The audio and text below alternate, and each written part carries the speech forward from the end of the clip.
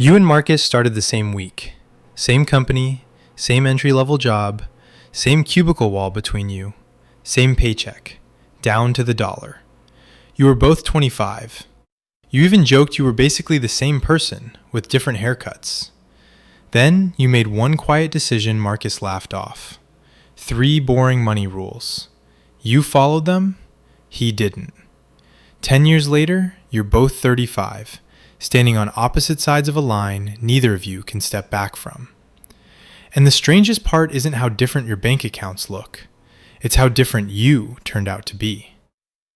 Level 1. The itch. The rules were simple. Before you spend $1 on anything, pay yourself first. Move a fixed chunk of every paycheck into investments before you even see it. Spend only on what you genuinely value and cut everything else.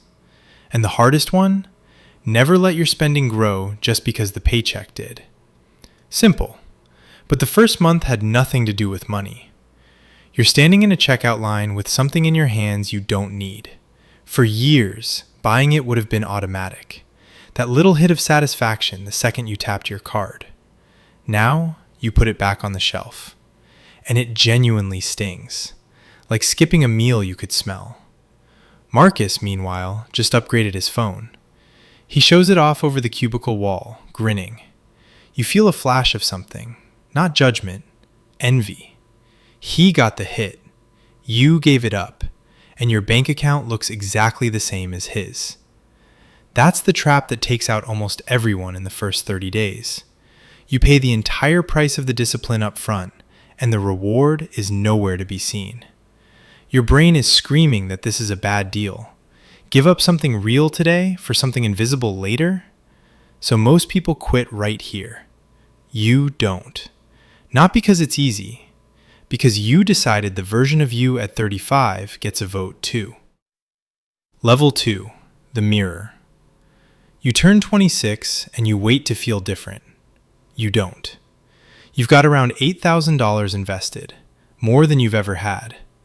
But $8,000 throws no party. Nobody claps. It just sits there, quiet and unimpressive. Then, late one night, you're scrolling your phone in bed. Marcus is on a beach in Cancun, drink in hand. A buddy from high school pulls up in a brand new truck. Someone you graduated with just closed on a house. Everyone, everywhere, is winning, loudly. And you're lying in the dark with 8,000 invisible dollars and a dinner you cooked yourself to save $12. This is the part that nearly breaks you. And it isn't about spending. It's the comparison. Because here's what the screen doesn't show. The truck has a 7-year loan on it. The trip went on a credit card. The house payment quietly terrifies the guy who signed for it. You're comparing your boring, real progress to everyone else's financed highlight reel. You can see the truck. You can't see the debt strapped to it. Marcus gets a raise around this time too. And the first thing he does is upgrade his apartment and lease a nicer car.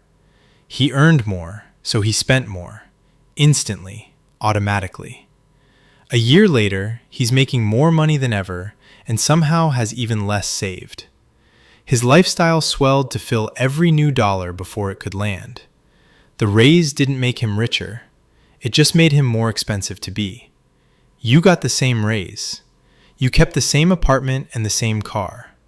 The difference went straight into your investments, quietly, before you could miss it. You'll never feel that raise. But 10 years from now, you'll see it. So you put the phone down. And your money keeps doing the one thing the loud stuff never does. It grows. Level 3. The shift. You're almost 28, and you can't point to the exact day it happened, but somewhere in here, the fight just ends. For 2 years you'd been resisting, white-knuckling past the sales, talking yourself out of upgrades. Then one afternoon, you walk past the thing you used to crave, and you feel nothing. No urge to fight, because there's no urge at all. It simply stopped calling your name. That's the moment everything actually changes. You stopped being a person trying not to overspend. You just became a person who doesn't. The behavior quietly turned into who you are, And once that happens, it costs you nothing. You're not resisting yourself anymore. You're just being yourself. Marcus notices you never seem tempted and calls you disciplined. He's wrong. Discipline is what it took at level 1. This isn't discipline. This is identity. It runs on its own now. And here's an interesting thing about Marcus. He just upgraded his car again. A month after he did, he felt the exact same way about it as he felt about the old one.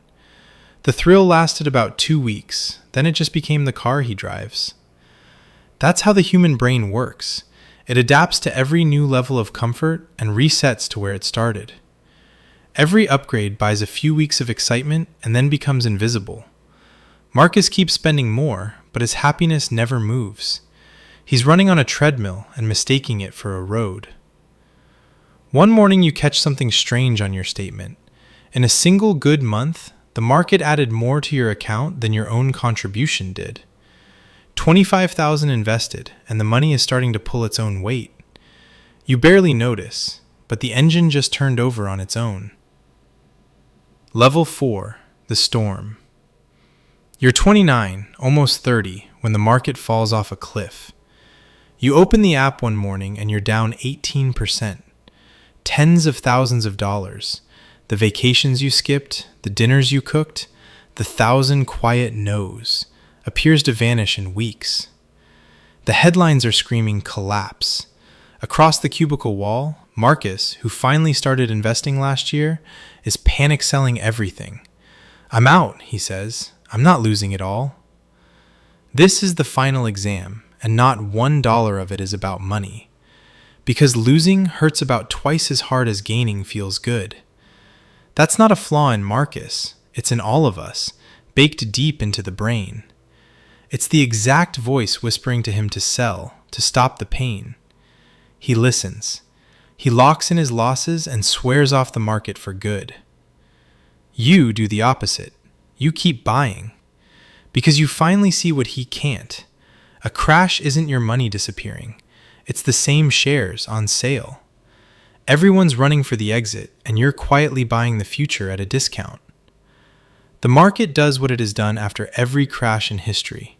It comes back, and the shares you bought while Marcus fled become the most profitable move you ever make. By your 31st birthday, you cross $50,000, and you learn the thing that separates people who build wealth from people who just talk about it. It was never the income. It was the calm. Level 5, the disguise. You're 32 now, and from the outside, you look like nothing special. Still the same car, a few years older now. Still the modest apartment. Nothing on you announces $1. If Marcus had to bet, he'd guess you were a little behind him. After all, he's got the leased SUV, the watch, the apartment with the rooftop pool. He has no idea you just crossed $90,000. This is the truth about real wealth almost nobody sees. The people actually building it are usually invisible. The loud ones, the flashy ones, so many of them are renting an image on top of a mountain of debt. The quiet one in the old car is the one quietly winning. Wealth you can see isn't wealth, it's just spending. Real wealth is the stuff that never shows up. The money that stayed invisible instead of turning into something parked in a driveway. And the payoff that took 7 years to earn isn't the 90,000. It's this. The comparison that gutted you that night in bed has completely lost its grip. When Marcus rolls up in the financed SUV, you don't feel behind anymore.